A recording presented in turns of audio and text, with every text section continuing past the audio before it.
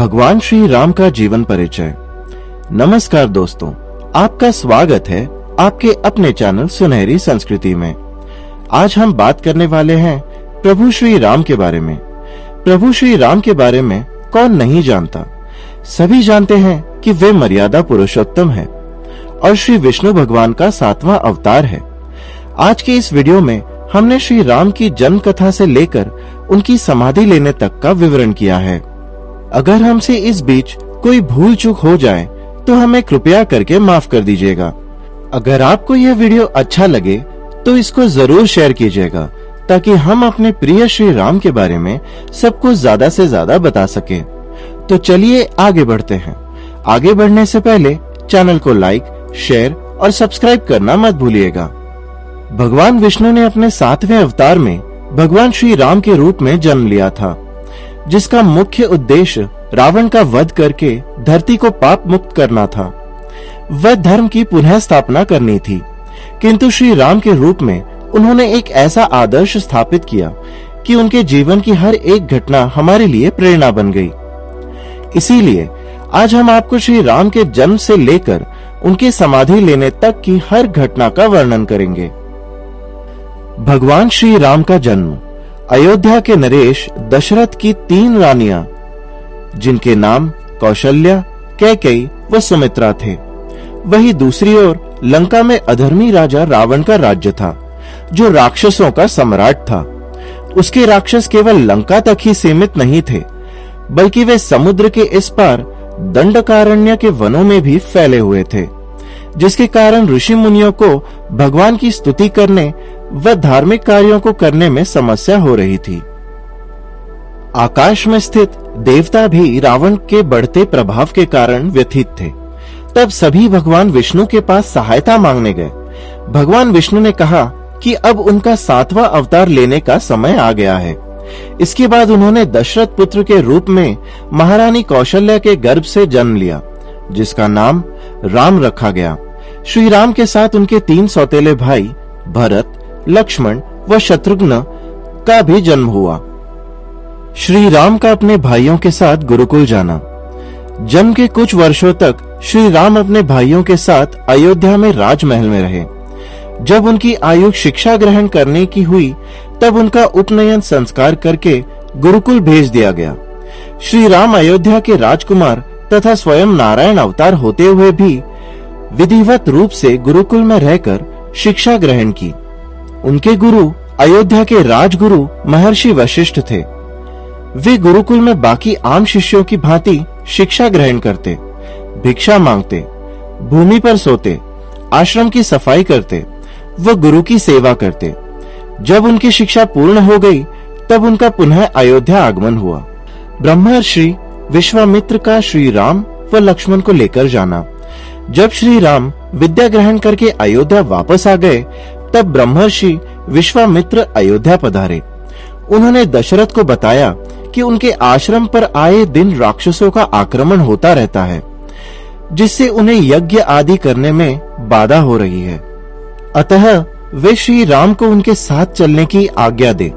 तब दशरथ ने कुछ आनाकानी करने के बाद श्री राम को उनके साथ चलने की आज्ञा दे दी। चूंकि लक्ष्मण हमेशा अपने भाई श्री राम के साथ ही रहते थे, इसीलिए वे भी उनके साथ गए। वहां जाकर श्री राम ने अपने गुरु विश्वामित्र के आदेश पर ताड़का व सुबाहु का वध कर डाला व मारीच को दूर दक्षिण किनारे समुद्र में फेंक दिया। इस प्रकार उन्होंने आश्रम पर आए संकट को दूर किया। अहिल्या व श्री राम का प्रसंग। जब श्री राम अपने गुरु के साथ विचरण कर रहे थे, तब बीच में उन्हें एक पत्थर की शिला दिखाई दी। विश्वामित्र ने उन्हें बताया कि यह शिला पहले अहिल्या माता थी, जो गौतम ऋषि के श्राप से पत्थर की शिला बन गई। तब से यह प्रभु चरणों के स्पर्श की प्रतीक्षा कर रही है, ताकि इनका फिर से उद्धार हो सके। यह सुनते ही प्रभु श्री राम ने अपने चरणों के स्पर्श से माता अहिल्या का उद्धार किया व उन्हें मुक्ति दी। श्री राम का माता सीता से विवाह। इसके बाद ब्रह्मर्षि विश्वामित्र उन्हें और लक्ष्मण को लेकर मिथिला राज्य गए, जहां माता सीता का स्वयंवर था। उस स्वयंवर में महाराज जनक ने एक प्रतियोगिता रखी थी कि जो भी वहां रखे शिव धनुष को उठाकर उस पर प्रत्यंचा चढ़ा देगा, उसका विवाह उनकी सबसे बड़ी पुत्री सीता से हो जाएगा। जब श्री राम ने माता सीता को बगीचे में फूल चुनते हुए देखा तो उस समय मृत्यु लोक में दोनों का प्रथम मिलना हुआ था। दोनों ही जानते थे कि वे भगवान विष्णु व माता लक्ष्मी का अवतार हैं, लेकिन उन्हें मनुष्य रूप में अपना धर्म निभाना था। प्रतियोगिता का शुभारंभ हुआ। वह एक एक करके सभी राजाओं ने उस शिव धनुष को उठाने का प्रयास किया। वह शिव धनुष इतना भारी था कि इसे 5000 लोग सभा में उठाकर लाए थे। सभा में कोई भी ऐसा बाहुबली नहीं था जो उस धनुष को उठाकर उस पर प्रत्यंचा चढ़ा सके। अंत में विश्वामित्र जी ने श्री राम को वह धनुष उठाने की आज्ञा दी। गुरु की आज्ञा पाकर श्री राम ने शिव धनुष को प्रणाम किया।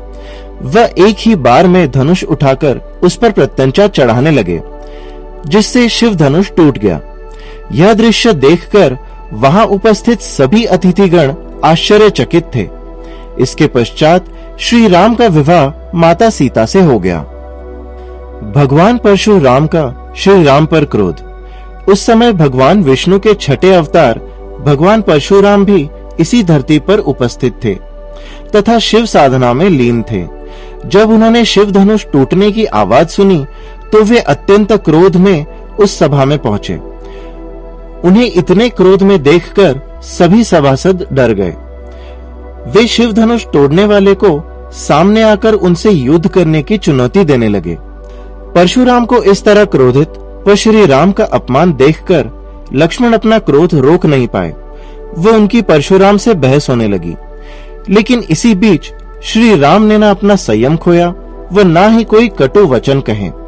वे लगातार परशुराम व लक्ष्मण को समझाते रहे। वह परशुराम के द्वारा कठोर वचन सुनने के बाद भी उनसे क्षमा मांगी। अंत में परशुराम का क्रोध शांत करने के लिए उन्होंने अपना विष्णु अवतार होने का दिखलाया। जब परशुराम को पता चला कि भगवान विष्णु का 7वां अवतार जन्म ले चुका है तथा वे स्वयं भगवान श्री राम है, तो वे वहां से चले गए। श्री राम को 14 वर्ष का वनवास। अपने विवाह के कुछ समय पश्चात उन्हें अपने पिता दशरथ की ओर से राज्यसभा में बुलाया गया। वो उनके राज्याभिषेक करने का निर्णय सुनाया गया। शुरू में तो श्री राम असहज हुए, लेकिन इसे अपने पिता की आज्ञा मानकर उन्होंने स्वीकार कर लिया। इसके बाद पूरी अयोध्या नगरी में इसकी घोषणा कर दी गई। वह उत्सव की तैयारियां होने लगी। अगली सुबह जब उनके पिता राज्यसभा में नहीं आए, तब उन्हें दशरथ का अपनी सौतेली मां कैकेयी के कक्ष में होने का पता चला।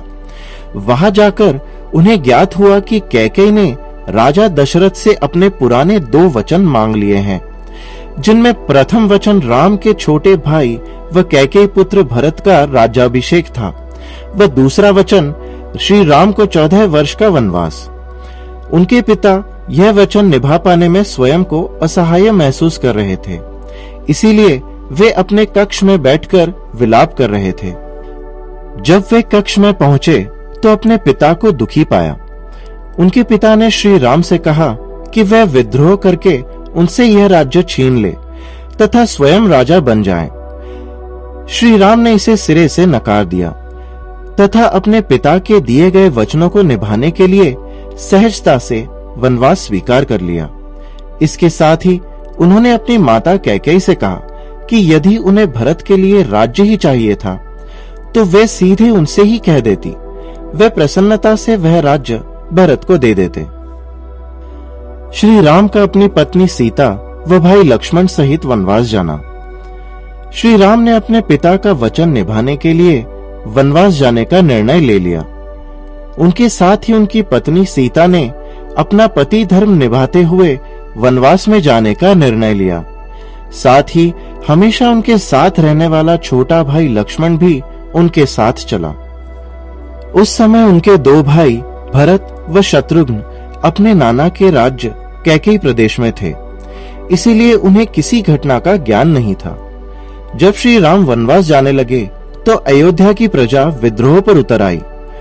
उन्होंने भरत को अपना राजा मानने से साफ मना कर दिया। यह देखकर श्री राम ने अयोध्या की प्रजा को समझाया तथा अपने राजा की आज्ञा का पालन करने को कहा। श्री राम ने अपने वनवास में जाने के पश्चात भरत को राज्य चलाने में सहयोग देने को कहा। इससे श्री राम ने यह शिक्षा दी कि चाहे उनके साथ कैसा भी अन्याय हुआ हो, लेकिन उन्होंने अपनी सौतेली मां कैकेयी व भरत के प्रति कभी कोई दुर्भावना नहीं रखी। अयोध्या की प्रजा राजा दशरथ को भी भला बुरा कह रही थी। साथ ही लक्ष्मण भी दशरथ व कैकेयी को बुरा समझ रहे थे, लेकिन श्री राम ने सभी से दोनों का सम्मान बनाए रखने को कहा। उन्होंने लक्ष्मण को भी माता कैकेयी का अनादर न करने को कहा। अयोध्या की प्रजा को पीछे छोड़ देना। श्री राम ने अयोध्या की प्रजा को बहुत समझाया, लेकिन वह उनसे इतना प्रेम करती थी कि उनके साथ 14 वर्ष के वनवास पर जाने को तैयार थी। श्री राम के बार बार आग्रह करने के पश्चात भी अयोध्या की प्रजा पैदल उनके रथ के पीछे चली जा रही थी। इससे श्री राम को अयोध्या में राजनीतिक संकट पैदा होता दिखाई दिया। तब श्री राम ने अयोध्या के निकट तमसा नदी के पास अपना रथ रुकवा दिया।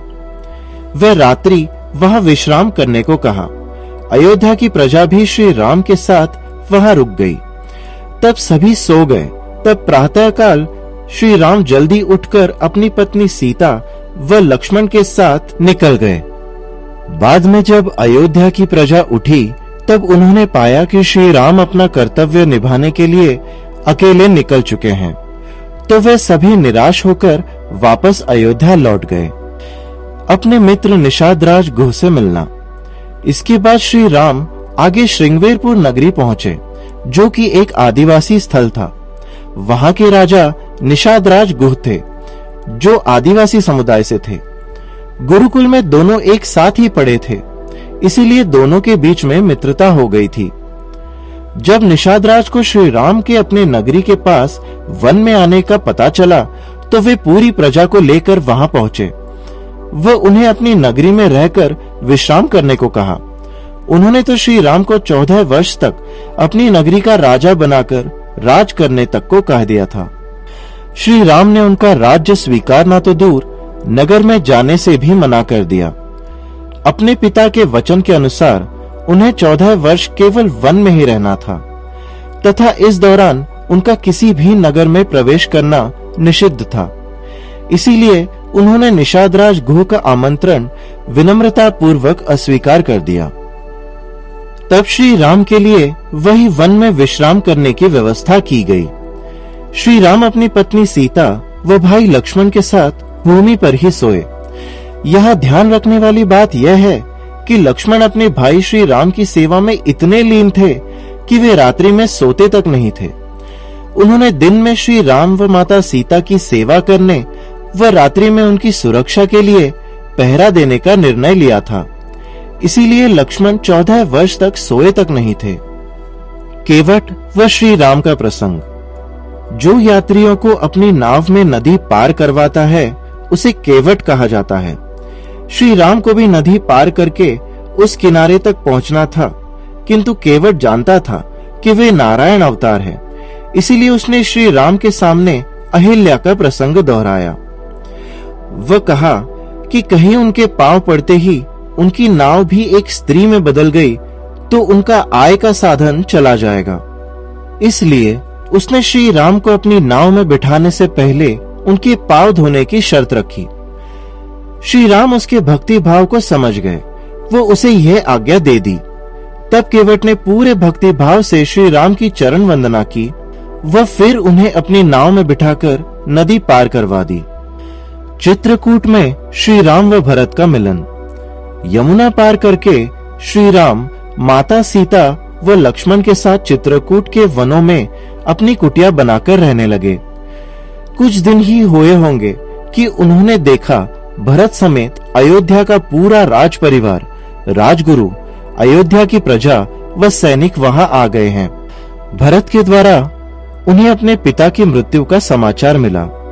यह सुनकर श्री राम व लक्ष्मण दोनों अधीर हो गए। वह अपने पिता को जलांजलि दी। इसके बाद भरत ने श्री राम को ही अयोध्या का राजा माना वह पुनः अयोध्या चलने की विनती की। कैकेयी ने भी अपने दिए वचन वापस लेकर श्री राम को वापस चलने को कहा, लेकिन श्री राम ने चलने से मना कर दिया। उन्होंने कहा कि केवल वचन देने वाला ही उसे वापस ले सकता है। श्री राम को वन जाने की आज्ञा महाराज दशरथ ने दी थी, इसीलिए केवल वही यह वचन उनसे वापस ले सकते हैं। अतः वे अब जीवित नहीं हैं, तो श्री राम 14 वर्ष का वनवास समाप्त करने के पश्चात ही वापस आ सकते हैं। श्री राम का दंडकारण्य के वनों में जाना। भरत के जाने के कुछ दिनों के पश्चात श्री राम ने वह स्थल छोड़कर आगे दंडकारण्य के वनों में जाने का निर्णय किया। चूंकि अयोध्या की प्रजा को श्री राम का पता चल चुका था, इसीलिए कोई न कोई बार बार वहां उनके दर्शन करने आता। वो इससे ऋषि मुनियों की साधना में बाधा उत्पन्न होती, इसीलिए श्री राम वहां से आगे निकल गए। आगे के 10 से ज्यादा वर्ष उन्होंने दंडकारण्य के वनों में विभिन्न ऋषि मुनियों से मिलने, उनसे शिक्षा प्राप्त करने, उनका अतिथि सत्कार करने में बिताए। इसके साथ ही रावण के जो दुष्ट राक्षस उन वनों में ऋषि मुनियों को परेशान करते थे, श्री राम एक एक करके उनका वध भी करते चले गए। अंत में उन्होंने अपना डेरा पंचवटी के वनों में डाला। यह उनके वनवास का आखिरी वर्ष था। पंचवटी के वनों के पास ही उनकी मित्रता जटायु से हुई, जो उनकी कुटिया की सुरक्षा में तैनात थे। शूर्पनखा व खरदूषण का प्रसंग। एक दिन श्री राम अपनी कुटिया में बैठे थे, तब रावण की बहन शूर्पनखा वहां विचरण करती हुई आई। श्री राम को देखते ही वह उन पर मोहित हो गई। वह उनके सामने विवाह का प्रस्ताव रखा। श्री राम ने नम्रता से अपने एक पत्नी धर्म को बताते हुए उसका प्रस्ताव ठुकरा दिया। फिर उसने लक्ष्मण के सामने भी वही प्रस्ताव रखा, जिसका लक्ष्मण ने उपहास किया। अपना उपहास देखकर वह माता सीता को खाने के लिए दौड़ी, तो लक्ष्मण ने अपनी तलवार से उनकी नाक व एक कान काट दिया। वह रोती हुई अपने भाई खरदूषण के पास गई। खरदूषण रावण के भाई थे, जिनकी छावनी उसी राज्य में थी। तब खरदूषण अपने 14,000 सैनिकों के साथ श्री राम से युद्ध करने पहुंचे, तो श्री राम ने एक ही बाण से सभी को परास्त कर दिया। वह खरदूषण का वध कर दिया। माता सीता का हरण। फिर एक दिन माता सीता को अपनी कुटिया के पास एक स्वर्ण मृग घूमते हुए दिखाई दिया, तो माता सीता ने उसे अपने लिए लाने का आग्रह किया। यह सुनकर भगवान राम उस मृग को लेने निकल पड़े, लेकिन यह रावण की एक चाल थी। वह मृग न होकर रावण का मायावी मामा मारीच था। वह मृग श्री राम को कुटिया से बहुत दूर ले गया, तथा जब श्री राम को उसके मायावी होने का एहसास हुआ, तो उन्होंने उस पर तीर चला दिया। तीर के लगते ही वह मृग राम की आवाज में लक्ष्मण लक्ष्मण चिल्लाने लगा। यह देखकर माता सीता ने लक्ष्मण को श्री राम की सहायता करने भेजा। लक्ष्मण माता सीता की रक्षा के लिए वहां लक्ष्मण रेखा खींचकर चले गए। लक्ष्मण के जाते ही पीछे से रावण ने माता सीता का अपहरण कर लिया। वह अपने पुष्पक विमान में बिठाकर लंका ले गए। जब श्री राम व लक्ष्मण वापस आए, तो माता सीता को वहां ना पाकर व्याकुल हो उठे। दोनों भाई चारों दिशाओं में सीता को खोजने लगे, तो आगे चलकर उन्हें मरणास्त्र स्थिति में जटायु दिखाई पड़े। जटायु ने उन्हें बताया कि लंका का राजा रावण माता सीता का अपहरण करके दक्षिण दिशा में ले गया है। यह कहकर जटायु ने प्राण त्याग दिए। इसके बाद उनके अंतिम संस्कार का उत्तरदायित्व श्री राम ने स्वयं उठाया, तथा एक पुत्र की भांति सभी कर्तव्य निभाए। श्री राम व शबरी प्रसंग। इसके बाद श्री राम माता सीता को ढूंढते हुए शबरी की कुटिया तक पहुंचे। उस स्थल पर कई धनवान व सिद्धि प्राप्त लोगों की कुटिया थी, लेकिन श्री राम अपनी भक्त शबरी की कुटिया में ही गए। शबरी कई वर्षों से श्री राम की प्रतीक्षा कर रही थी। वह प्रतिदिन उनके लिए अपनी कुटिया को पुष्पों से सजाती थी। वह श्री राम के भोजन के लिए प्रतिदिन बेर तोड़ती और उन्हें चख कर देखती कि बेर खट्टे तो नहीं है। जब श्री राम शबरी की कुटिया में पहुंचे तो उसने उनका अतिथि सत्कार किया। इसके बाद जब उसने अपने झूठे बेर श्री राम को खाने को दिए तो लक्ष्मण को घृणा हुई, लेकिन श्री राम ने हंसते हुए वह बेर खा लिए। इससे श्री राम ने यह शिक्षा दी कि भगवान को यदि सच्चे मन से अनजाने में झूठा भोग भी लगा दिया जाए तो भगवान उसे ग्रहण कर लेते हैं। श्री राम की सुग्रीव से मित्रता।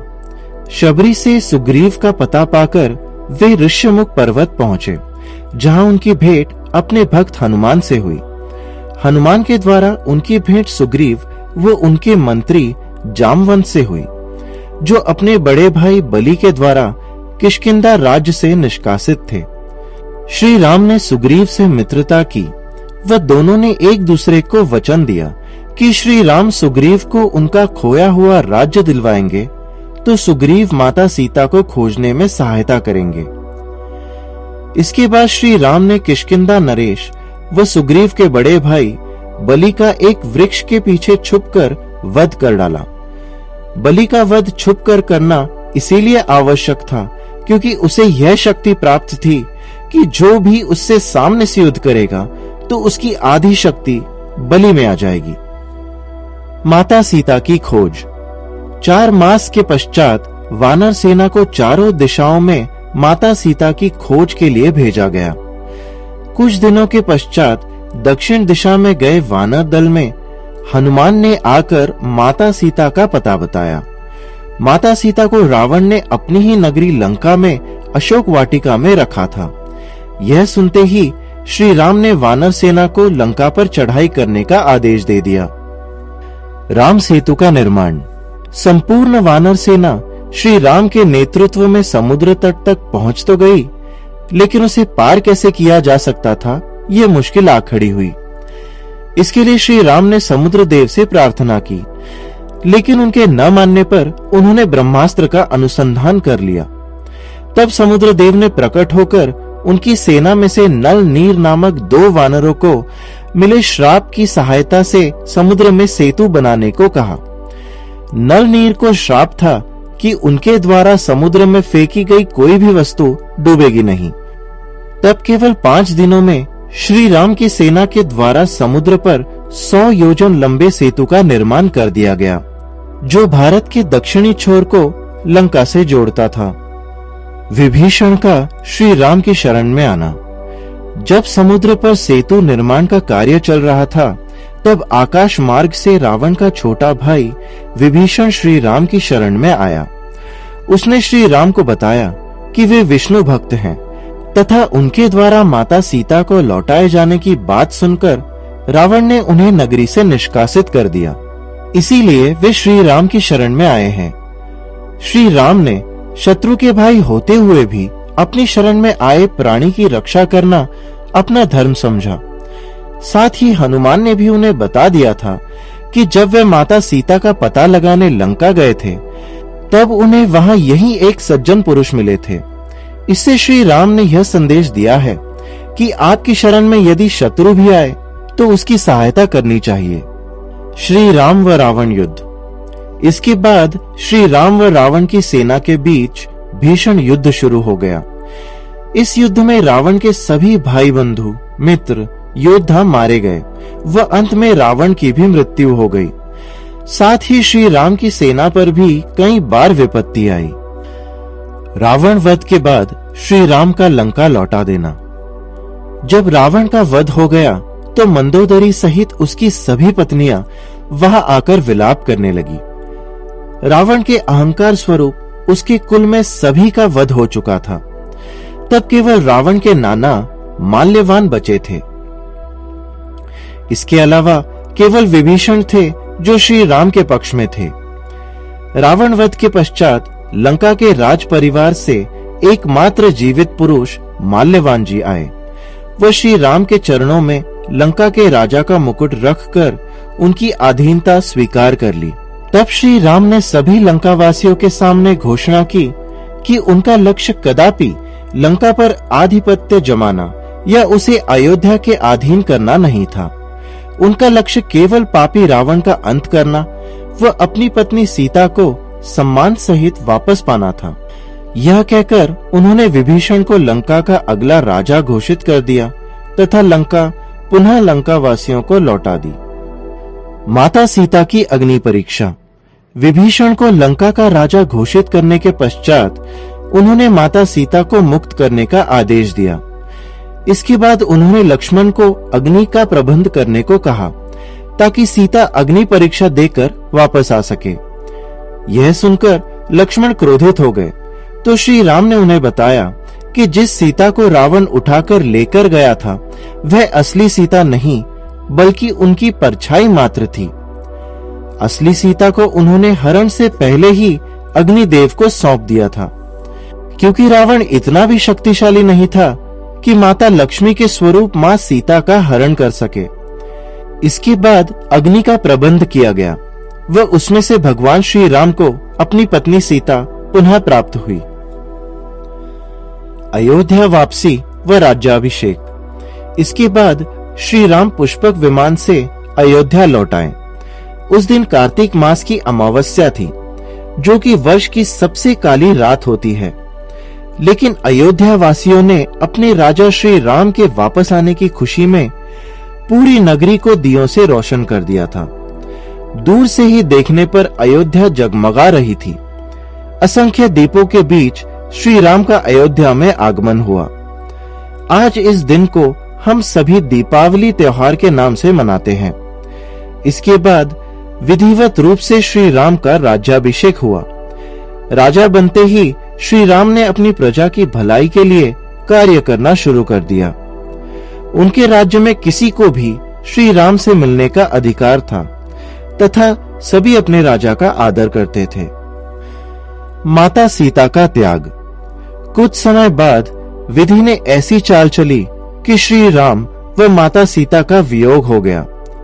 अपने गुप्तचरों के माध्यम से श्री राम को सूचना मिली, जिसने उनके मन में संशय उत्पन्न किया। सच्चाई का पता लगाने वे स्वयं वेश बदलकर प्रजा के बीच गए व उनके मन की बात पता लगाई। उन्हें ज्ञात हुआ कि अधिकांश प्रजा माता सीता के चरित्र पर संदेह कर रही है, क्योंकि वे रावण के महल में लगभग 1 वर्ष तक रही थी। अयोध्या की प्रजा श्री राम के द्वारा माता सीता का त्याग चाहती थी। यह सुनकर श्री राम का मन व्यथित हो उठा तथा उन्होंने अपनी पत्नी सीता से विचार विमर्श किया। अंत में यह निर्णय लिया गया कि श्री राम माता सीता का त्याग कर देंगे व माता सीता वन जाकर निवास करेंगी। श्री राम का अश्वमेघ यज्ञ। कई वर्षों के पश्चात श्री राम ने अश्वमेघ यज्ञ का आयोजन किया। इस यज्ञ में राजा के द्वारा एक घोड़ा छोड़ दिया जाता है। वह घोड़ा जहां जहां भी जाता है वहां वहां उस राज्य की भूमि अयोध्या के शासन के अंतर्गत आ जाएगी, ताकि संपूर्ण भारत को एक सूत्र में पिरोया जा सके व युद्ध जैसी स्थिति को टाला जा सके। वह घोड़ा जहां जहां से भी निकला वहां वहां के राजाओं ने श्री राम की अधीनता स्वीकार की। लेकिन वाल्मीकि आश्रम के पास 2 बालकों ने उनको युद्ध की चुनौती दे डाली। उनसे युद्ध करने के लिए श्री राम ने एक एक करके अपने सभी भाइयों सुग्रीव व हनुमान को भेजा, लेकिन सभी योद्धाओं को उन बालकों ने परास्त कर दिया। अंत में श्री राम स्वयं गए तो महर्षि वाल्मीकि जी ने आकर युद्ध रुकवाया। वो दोनों बालकों को अपने राजा से क्षमा मांगने को कहा। इसके बाद श्री राम वह घोड़ा लेकर पुनः अयोध्या आ गए। श्री राम का अपने पुत्रों लव कुश से मिलन। इसके कुछ दिनों के पश्चात अयोध्या में 2 बालकों की चर्चा शुरू हो गई, जो अयोध्या की गलियों में घूम घूम कर अपने गुरु महर्षि वाल्मीकि द्वारा रचित रामायण लोगों को सुनाते थे। यह सुनकर श्री राम ने उन दोनों बालकों को आमंत्रण दिया तथा राम दरबार में रामायण सुनाने को कहा। वे दोनों बालक वही थे जिन्होंने श्री राम का घोड़ा पकड़ा था। अगले दिन दोनों बालकों ने अपना नाम लव कुश बताया। वो श्री राम के जन्म से लेकर राज्याभिषेक की संपूर्ण कथा छंदबद्ध तरीके से सुनाकर सभी को सम्मोहित कर लिया। माता सीता के अकेले वन में जाने के बाद की कथा कोई नहीं जानता था, लेकिन उन बालकों ने माता सीता के द्वारा वन में बिताए जा रहे जीवन को अयोध्या के समक्ष रखा व स्वयं को श्री राम व माता सीता का पुत्र बताया। श्री राम का लव कुश को अपनाना।